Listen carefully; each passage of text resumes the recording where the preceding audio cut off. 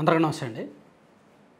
మీకు ఇప్పుడు స్క్రీన్ మీద కనిపిస్తున్న పాప పేరు పత్తిపాటి చైత్ర. ఏజ్ 6 సంవత్సరాలు. ఆదిపూడి గ్రామం, కారంచేడు మండలం, పర్చూరు నియోజకవర్గం. ఈ అమ్మాయికి తండ్రి నాగకేశవరావు అన్నమాట. వ్యవసాయ కూలి, డైలీ వర్క్ చేస్తూ ఉంటాడు. ఈ అమ్మాయి తలసేమియా వ్యాధితో బాధపడుతుంది పుట్టుకతోనే. సో ఎముక మూలుగులో హిమోగ్లోబిన్ ఉండే రక్త కణాలు ఉత్పత్తి నిలిచిపోవడంతో తలసేమియా వ్యాధి సంక్రమించింది. ప్రతి 20 రోజులకు ఒకసారి కూడా ఈ పాపకి రక్త మార్పిడి చేయాలి కంప్లీట్గా. అందుకు లక్షల్లో ఖర్చు అవుద్ది. దీంతో ఈ కుటుంబం ప్రభుత్వాన్ని ఆశ్రయించడం, స్థానిక ఎమ్మెల్యే గారిని ఆశ్రయించడం, ఆయన కూడా ఈ కష్టాన్ని మొత్తం తెలుసుకోవడం, ఇమీడియట్గా సీఎంఆర్ఎఫ్కి అప్లై చేయడం. సీఎంఆర్ఎఫ్ ఈ కుటుంబానికి 10 లక్షల రూపాయలు వచ్చిందనమాట. సో ప్రస్తుతానికి ఆ పాపకు వైద్యం జరుగుతోంది. నయం చేసేందుకు కొన్ని ప్రయత్నాలు జరుగుతున్నాయి. అలాగే మీకు ఇక్కడ కనిపిస్తున్న ఇంకో బాబుని చూడవచ్చు మీరు. ఆయన్స్ ప్రస్తుత ఫోటో పక్కన ఉంది. అలాగే ఆయన్స్ పుట్టినప్పుడు ఫోటో కూడా పక్కన మీరు చూడవచ్చు. సో ఇతని తండ్రి ఒక చిన్న ప్రైవేట్ ఉద్యోగి, నెలకు 12,000 జీతం. కడవకుదురు గ్రామం, చినగంజం మండలం అన్నమాట, పర్చూరు నియోజకవర్గం. మర్రి ఆయాన్స్ పేరు. సో 7వ నెలలోనే తల్లికి హై బీపీ వలన పాప ప్రాణానికి హాని నేపథ్యంలో సర్జరీ చేసి 7th మంత్లోనే బేబీని బయటికి తీశారు. దాంతో 9వ నెల వచ్చే వరకు కూడా ఈ ఆయాన్స్ని ఐసోలేషన్లో పెట్టాల్సి వచ్చింది. అంటే గర్భంలో ఉన్న శిశువు ఎటువంటి జాగ్రత్తలు తీసుకుంటారో అలాగే 2 నెలల పాటు ఉంచాల్సి వచ్చింది. సో నెలకి 10,000 ఒక సాధారణ బిలో మిడిల్ క్లాస్ ఉద్యోగికి అలా ఇవ్వడం చాలా అసాధ్యం. ప్రభుత్వ ఆసుపత్రుల్లో ఎటువంటి ఫెసిలిటీస్ ఉండవు. దాంతో వాళ్ళు ఎమ్మెల్యేని ఆశ్రయించారు. ఆయన కూడా స్పందించి ప్రభుత్వానికి సీఎంఆర్ఎఫ్ అప్లై చేసి 4,08,153 రూపాయలు సీఎంఆర్ఎఫ్ వచ్చేలా చేశారు. ఆ అమౌంట్తో ఆ బేబీకి మంచి చికిత్స అందించి ప్రస్తుతానికి హ్యాపీగా ఉంది ఆ ఫ్యామిలీ. అలాగే మీరు ఇంకొక ఎగ్జాంపుల్ కూడా చూడొచ్చు. పైన స్క్రీన్ మీద సీఎంఆర్ఎఫ్ చెక్ తీసుకుంటున్న ఫోటో ఉంది. ద్వారకా తిరుమల మండలం కొమ్మర గ్రామంలోని నిరుపేద కుటుంబం అనమాట. డొక్కా బుర్రయ్య గారి చిన్న పాప డొక్కా లావణ్య 8th క్లాస్ చదువుతుంది. ఈ పాప తీవ్రమైన జ్వరంతో బాధపడుతూ అప్పటికే వైద్యం చేయించారు, కానీ జ్వరం తగ్గట్లా. వైరల్ ఫీవర్ వచ్చింది.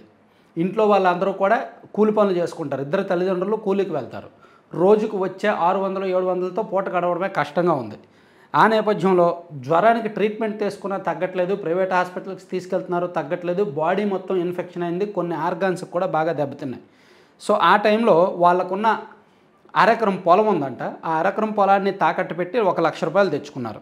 తెచ్చుకొని ఆ అమ్మాయికి ట్రీట్మెంట్ చేయించారు. ఇంకా నయం అవ్వట్ల. ఇంకా చేసేదేమీ దిక్కుతోచని పరిస్థితుల్లో అక్కడ ఎమ్మెల్యే గారిని, మద్దిపాటి వెంకటరాజు గారిని ఆశ్రయించడం, ఆయన ఇమీడియట్గా సీఎంఆర్ఎఫ్ ఇస్తామని చెప్పి వెంటనే ఆయన సాయం చేయడం, ప్రభుత్వం నుంచి 95,525 రూపాయలు ఆ పాపకు వచ్చిందనమాట. దాంతో కొంత వైద్యం చేశారు, నయమైంది. ఆ తర్వాత పొలాన్ని కూడా విడిపించుకున్నారు. ప్రస్తుతానికి హ్యాపీగానే ఉంది. సో ఎగ్జాంపుల్స్ అన్నీ చూస్తే మీకు ఏమనిపించింది? ఈ 3 ఎగ్జాంపుల్సే కాదు, రాష్ట్రంలో ఇటువంటి 50,235 ఉదాహరణలు మనం తీసుకోవచ్చు. ఈ 50,235కి కూడా 35 మందికి కూడా ఈ సంవత్సర కాలంలో 349 కోట్లు ప్రభుత్వం అందించింది. దానిలో నేను ఇప్పుడు చెప్పిన పరుచూరు నియోజకవర్గంలో సుమారుగా 6,20,00,000, గోపాలపురం నియోజకవర్గంలో సుమారుగా 4 కోట్లు, పాలకొల్లు నియోజకవర్గంలో సుమారుగా 5.5 కోట్లు, ఇలా రాష్ట్ర వ్యాప్తంగా ప్రతి నియోజకవర్గంలో కూడా 3 నుంచి 5 కోట్లు 6 కోట్ల వరకు కూడా సీఎంఆర్ఎఫ్ ఇస్తున్నారు. ఇందులో కొంతమంది ఎమ్మెల్యేలు సీఎంఆర్ఎఫ్ని ఎంతో ప్రెస్టీజియస్గా తీసుకొని పోటీ పడుతున్నారనమాట. సీఎంఓకి వెళ్ళి మాకివ్వండి అంటే మాకివ్వండి అని. సో ఇది మీకు డౌట్ రావచ్చు, ఆరోగ్యశ్రీ ఉంది కదా, ఉచిత వైద్యం ఉంది కదా, ప్రభుత్వ ఆసుపత్రులు ఉన్నాయి కదా, ఇంకా సీఎంఆర్ఎఫ్ ఎందుకు అని. ఇది ఆపత్కాలంలో ఆదుకునేదన్నమాట. అంటే మనకి చూశారు కదా ఇప్పుడు ఫ్యామిలీ పొజిషన్స్. ఒక 2 పిల్లలు ఉంటారు, పిల్లలకు ఆరోగ్యం బాగోదు, తల్లిదండ్రులేమో వ్యవసాయ కూలీ చేసుకుంటారు, వాళ్ళకేదో అనుకోని కష్టం వస్తుంది, ఆరోగ్యశ్రీలో పెట్టినా నయం అవ్వదు, అంతకు మించి అవుద్ది. అటువంటి టైంలో ఏ కార్పొరేట్ హాస్పిటల్కో తీసుకెళ్లాల్సి వస్తుంది. కార్పొరేట్ హాస్పిటల్స్కి తీసుకెళ్తే లక్షల్లో బిల్లు అవుద్ది. సో వాళ్ళు లక్షలు కట్టలేరు. అటువంటి టైంలో ఈ సీఎంఆర్ఎఫ్ ఉపయోగపడుతుంది. లేదా ఇంకేదైనా వైద్యానికే కాదు, అత్యవసర ఖర్చుల నిమిత్తం ఎలాగైనా. సో రాష్ట్రంలో ఇప్పుడు ఈ 1 ఇయర్లో బాగా ఇస్తున్నారు. ఈవెన్ గత ప్రభుత్వంలో సీఎంఆర్ఎఫ్ ఎలా ఇచ్చారో నాకైతే తెలియదండి, నిజంగా చెప్తున్నా. నేను గత ప్రభుత్వంలో సీఎంఆర్ఎఫ్ విషయంలో అసలు నాకు అటువంటి ఉదాహరణలు నా దృష్టిలో పడలేదు. అంతకుముందు మళ్ళీ సీఎంఆర్ఎఫ్ బాగానే ఇచ్చారు. ఎందుకంటే సీఎంఆర్ఎఫ్ అనేది సీఎంఓ కంట్రోల్లో ఉంటుంది. సీఎంఓ కంట్రోల్లో ఉన్నప్పుడు ఎమ్మెల్యేలు పోటీ పడి ఆ డబ్బులు తీసుకోవాలి.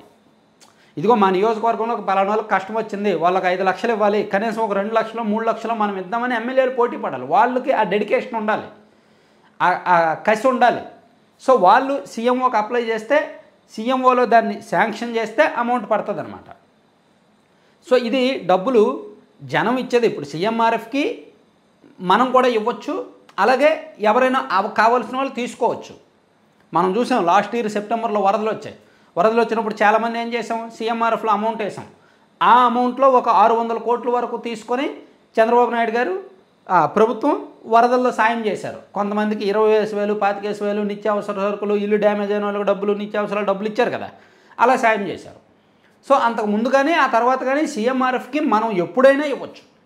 కాస్త మా లైఫ్ బాగుంది, ఎవరినైనా ఆదుకుంటే బాగుంటుంది, ఈ ప్రభుత్వానికి మనం ఏమైనా సాయం చేద్దాం అనుకునే వాళ్ళు సీఎంఆర్ఎఫ్లో అకౌంట్ వేయొచ్చు, అమౌంట్ వేయొచ్చు. మీరు డెస్క్టాప్ మీద అది సీఎంఆర్ఎఫ్ వెబ్సైట్ అది చూడండి పక్కన, అందులో ఎలా వేయొచ్చు అనేది కూడా మీరు cmrf.ap.gov.in అని ఓపెన్ చేసిన వెంటనే కింద స్కానర్ ఉంటుంది, అకౌంట్ నెంబర్ ఉంటుంది, దానిలో వేయొచ్చు.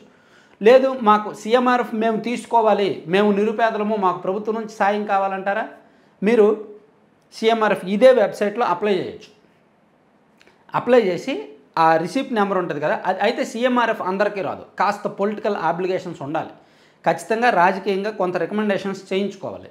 మీరు అప్లై చేసిన తర్వాత కొంతమంది ఎమ్మెల్యేలు అయితే వాళ్ళే ఇనిషియేషన్ తీసుకుంటారు. చాలామంది ఎమ్మెల్యేలు ఏం చేస్తారంటే ఎవరైనా ఆ నియోజకవర్గంలో ఎవరికైనా ప్రాబ్లం ఉంటే వాళ్ళు ఎమ్మెల్యే దగ్గరికి వెళ్తే గ్రామ స్థాయిలో నాయకుల ద్వారా వెరిఫై చేయించుకొని ఇతను ఇవ్వచ్చు అర్హుడే అనుకుంటే వాళ్ళ ఆఫీస్ నుంచే అప్లై చేయించి వాళ్ళ ఆఫీస్ నుంచే ఫాలోఅప్ చేసి వాళ్ళు ఎప్పుడైనా సెక్రటేరియట్కి వెళ్ళినప్పుడు సీఎంఓకి వెళ్ళి ఇదిగో పలానా ఫైల్స్ మేము పెట్టాము కొంచెం త్వరగా క్లియర్ చేయండి అని చెప్పి అప్లికేషన్ చేసి పైరువీలు చేసి తెచ్చుకుంటారు.